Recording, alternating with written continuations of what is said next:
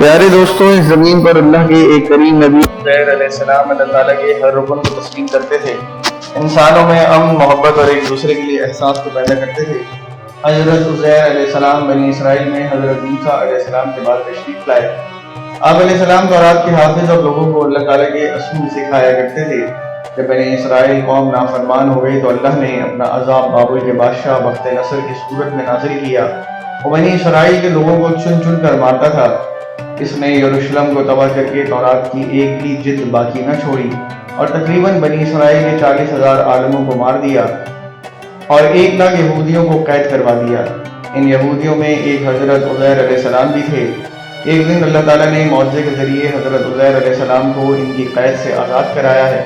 آپ علیہ السلام رہائی کے بعد یروشلم آتے ہیں اور دیکھتے ہیں کہ پورا یروشلم ویران اور لوگوں کی قبریں بنی ہوئی ہیں۔ حضرت عزیر علیہ السلام کی آنکھوں سے آنسو روا ہوتے ہیں اور اللہ تعالیٰ سے کہتے ہیں، اے اللہ، اب یہ لوگ تو کیسے زندہ کرے گا؟ اے اللہ، تو اس ویران شہر کو کیسے آباد کرے گا؟ یہ سب کہہ کر آپ علیہ السلام نے دیکھا کہ دوسری طرف کچھ میوہ دار درخت بھی موجود ہیں۔ آپ علیہ السلام کچھ پھل کھاتے ہیں اور انگور کا جوس پیتے ہیں اور کچھ پھل جیب میں ڈال لیتے ہیں۔ آپ علیہ السلام کے ساتھ آپ کا گدھا بھی تھا جس پر سوار ہو کر یروشلم تک پہنچے تھے۔ آپ علیہ السلام نے اپنے گدھے کو ایک درخت کے نیچے مضبوطی سے باندھ دیا اور خود آرام کرنے لگے۔ اس وقت آپ علیہ السلام کی عمر تقریباً 40 سال کی تھی۔ اتنی دیر میں اللہ تعالیٰ نے موت کے فرشتے کو حکم دیا کہ جاؤ اور عزیر علیہ السلام کی روح قبض کر لاؤ۔ حضرت عزیر علیہ السلام کے ساتھ آپ کا کھانا اور گدھا ایسے ہی زمین پر پڑا رہا۔ وقت گزرتا رہا، زمانہ بیتتا رہا۔ اللہ تعالیٰ نے اپنی مخلوقات کی نظر سے آپ کو پوشیدہ رکھا تھا۔ تقریباً 70 سال بعد فارس کا ایک بادشاہ یروشلم کی طرف آیا اور اس کو آباد کرنے لگا۔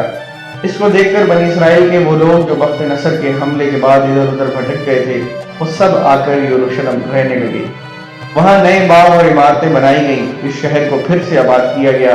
مزید 30 سال گزرنے کے بعد جب تقریباً 100 سال گزر جاتے ہیں تو اللہ تعالیٰ نے پھر سے حضرت عزیر علیہ السلام کو زندہ کیا اور کہا، اے عزیر علیہ السلام، بتا تو کتنی دیر سویا رہا؟ حضرت عزیر علیہ السلام کی موت واقع ہوئی تب صبح کا وقت تھا، جب آپ اٹھے تب عصر کا وقت تھا۔ حضرت عزیر علیہ السلام کہنے لگے کہ شاید میں صبح سے لے کر شام تک سویا ہوں۔ اللہ پاک نے فرمایا، اے عزیر علیہ السلام، دیکھ تمہارے ساتھ تمہارا گدھا بھی سویا تھا۔ جب عزیر علیہ السلام نے گدھے کو دیکھا تو اس کی ہڈیاں زمین پر بکھری ہوئی تھی۔ پھر غیب سے آواز آئی، اے عزیر علیہ السلام، اللہ تعالیٰ نے تمہیں 100 سال تک سلائے رکھا، آج تمہیں پھر سے زندہ کیا ہے۔ اب تو دیکھ کہ اللہ تیرے گدھے کو کیسے زندہ کرتا ہے۔ حضرت عزیر علیہ السلام دیکھ رہے تھے کہ آپ کے گدھے کی ہڈیاں جوڑنا شروع ہو گئیں، اس پر ماंس چڑھنا شروع ہو گیا اور رفتہ رفتہ وہ گدھا آپ کے پاس آ کر کھڑا ہو گیا۔ پھر غیب سے آواز آتی ہے، اے عزیر علیہ السلام، تو دیکھ تیرا کھانا آج بھی ویسے ہی ہے جیسے 100 سال پہلے تھا۔ حضرت عزیر علیہ السلام اللہ تعالیٰ کا شکر ادا کرتے ہیں اور رو کر کہتے ہیں، جو انسان کو ایک خون کے قطرے سے پیدا کرتا ہے، وہ انسان کی ہڈیوں کو دوبارہ انسان بنانے کی طاقت رکھتا ہے۔ آپ علیہ السلام کی اس عارضی موت کے بعد وہ بستی آباد ہو چکی تھی۔ آپ علیہ السلام نے کھانا کھایا اور جا کر بستی کے لوگوں سے پوچھا، اے بستی والوں، کیا تم عزیر علیہ السلام کو جانتے ہو؟ تو انہوں نے جواب دیا، ہاں، وہ اللہ کے نبی تھے، ان کو گزرے ہوئے 100 سال سے زیادہ کا عرصہ گزر چکا ہے۔ اتنے میں اللہ کے نبی حضرت عزیر علیہ السلام فرماتے ہیں، لوگوں، عزیر اللہ کا نبی میں ہوں، مجھے اللہ نے 100 سال تک سلا دیا تھا اور آج پھر زندہ کیا ہے تاکہ تم لوگوں کی اصلاح کر سکوں، لیکن اس بستی کے لوگوں کو یقین نہ آیا۔ اس بستی میں ایک بوڑھی عورت تھی جس کی عمر تقریباً 120 سال تھی۔ وہ تمام لوگ اس بوڑھی عورت کو لے کر آئے اور کہنے لگے کہ آپ جو ہمیں حضرت عزیر علیہ السلام کے واقعات سناتی ہیں، آپ ہمیں ابھی حضرت عزیر علیہ السلام کی نشانیاں بتائیں۔ وہ عورت جو حضرت عزیر علیہ السلام کی ایک ایک نشانیاں ان تمام لوگوں کو بتانے لگی، وہ سب لوگ ان نشانیوں کو حضرت عزیر علیہ السلام میں دیکھنے لگ گئے۔ آپ علیہ السلام کے کپڑے بھی ویسے ہی، آنکھیں بھی وہی ہیں، آپ کا بولنا بھی ویسے ہی، آپ کا چلنا بھی ویسے ہے۔ اتنے میں وہ بوڑھی عورت جو نابینا تھی کہنے لگی کہ اللہ کے نبی حضرت عزیر علیہ السلام جو بھی دعا مانگتے تھے، اللہ تعالیٰ وہ دعا فوراً قبول کر لیتا تھا۔ اللہ تعالیٰ نے ان کے ہاتھ میں شفا رکھی تھی۔ اے شخص، اگر تو واقعی اللہ کا نبی عزیر علیہ السلام ہے تو میرے لیے دعا کر کہ اللہ تعالیٰ میری آنکھوں کو صحیح کر دے۔